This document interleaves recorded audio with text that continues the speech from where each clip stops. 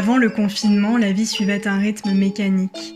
Chaque journée débutait à 5 heures avec des respirations Wim Hof, un bain froid ou une douche froide, des yogasanas façon Shivananda, une décoction de gingembre ou parfois au chaud de citron, folie.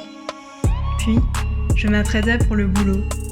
Dans le métro, première bataille journalière, mission, se faufiler dans un coin pour lire, quoi qu'il en coûte.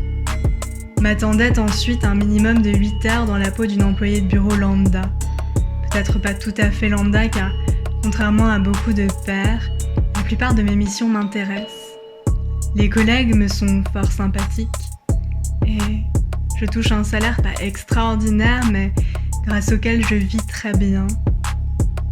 Dans le titre, on lit « Jeune cadre dynamique », plus racoleur et insolent que « employé de bureau », mais enfin, c'est du pareil au même, au risque de froisser quelques égos.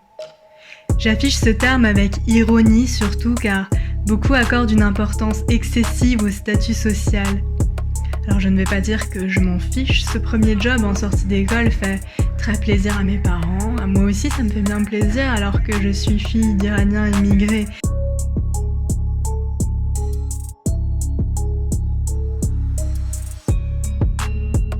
Ça me fait bien plaisir alors que j'ai grandi en ZEP et en HLM. De vivre confortablement, d'avoir plus d'autonomie dans la gestion de mon temps et de mes missions, plus que si le statut de mon contrat avait été différent. Mais bon, franchement, avoir un statut cadre, y a pas de quoi casser 3 pattes à un canard. Je menais donc cette vie très encadrée. Après le taf, yoga. Je faisais pas dans la dentelle. J'allais aux cours les plus difficiles, de hot flow dans une salle chauffée à plus de 30 degrés, de vinyasa avancé, de upside down, des cours très intenses donc. Voilà pour le programme en semaine. Les week-ends, comme on s'en doute, étaient planifiés 4 mois à l'avance. Quand je ne dispensais pas un atelier de yoga dans mon salon réaménagé en studio, je randonnais, participais à un stage de froid, voyais des amis, sans parler des courses, du ménage, de la cuisine, de tous les invités reçus fréquemment. Je vivais à 200 à l'heure, presque sans m'en rendre compte. Et puis, le confinement.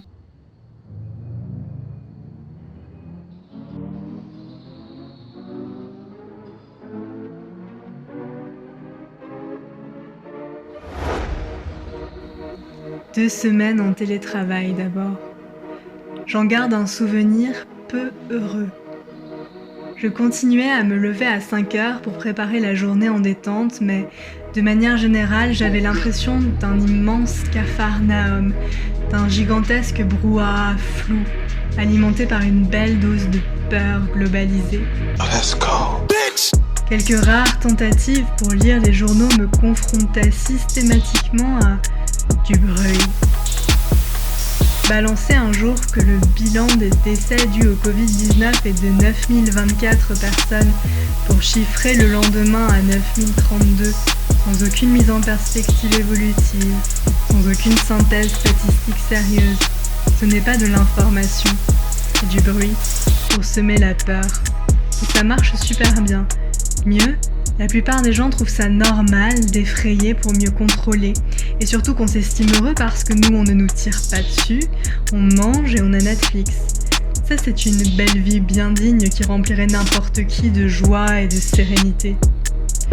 En fait, on est resté dans un paradigme métro boulot dodo qui s'est rhabillé en caleçon pour devenir enfant écran remontant. Pascal pensait que tout le malheur de l'homme résidait en son incapacité à rester seul dans une chambre, sans divertissement, juste dans sa propre compagnie, quoi.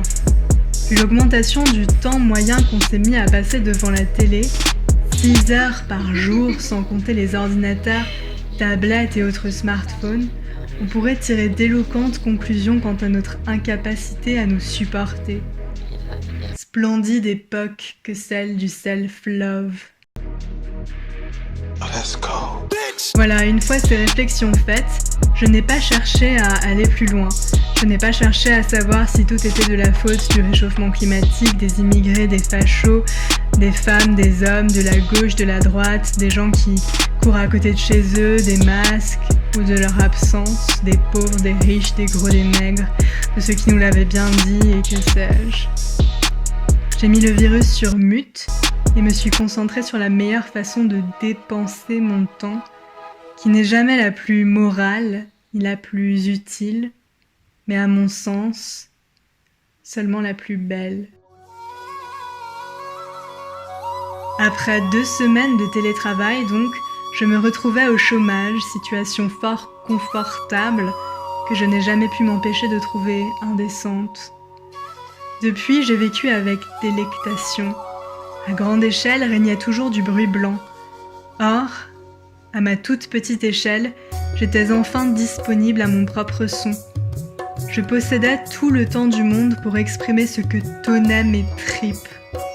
Mon ouvrage, aussi dérisoire et futile soit-il, a le mérite de me rappeler être capable de créer quelque chose et donc d'avoir une emprise sur ma vie, d'être autonome.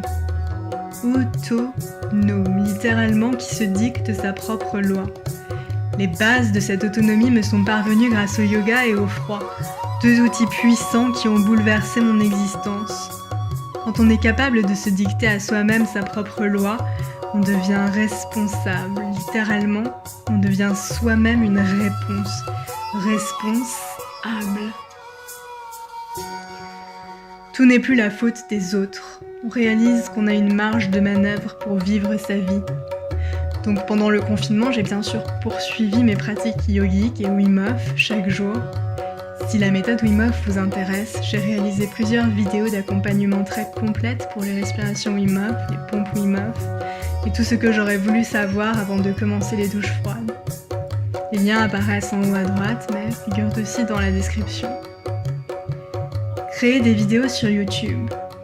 Voilà ce à quoi j'ai passé le plus clair de mon temps pendant le confinement. J'ai mis en ligne des cours de yoga et de froid gratuits, accessibles au plus grand nombre, tous les jours pendant 30 jours. Je vais continuer avec un rythme moins intense, 1 ou 2 vidéos par semaine. À part ça, j'ai arrêté de me réveiller à 5h pour rester sur du 6h30, une vraie grasse mat pour moi. Je n'ai regardé aucune série. J'ai dû voir 5 films à tout casser. Je n'ai pas préparé mon pain, celui de la boulangère me convenait à merveille. J'ai à peine plus cuisiné qu'en temps normal, idem pour la lecture. Surtout, cette réalisation. Mon rythme d'avant était dingue et je ne m'en apercevais pas. D'une part, aujourd'hui, je ne vois pas comment j'aurais pu faire autrement pour garder un équilibre vie privée-vie pro. De l'autre, je ne conçois pas du tout le retour à cette frénésie, cette exigence de productivité linéaire, identique chaque jour, alors que j'ai goûté à l'existence selon mon propre cycle. Luxe suprême qui ne devrait pas l'être. La suite. Je ne sais pas comment ce sera. À l'aube du déconfinement, je ne cherche pas à prédire. Je laisse ça aux gentilshommes magnanimes qui comprennent et qui ont raison. Pour mon tout petit cas, je vais apprendre encore du yoga, du froid et engloutir bien du chocolat. Je vous souhaite une très belle journée.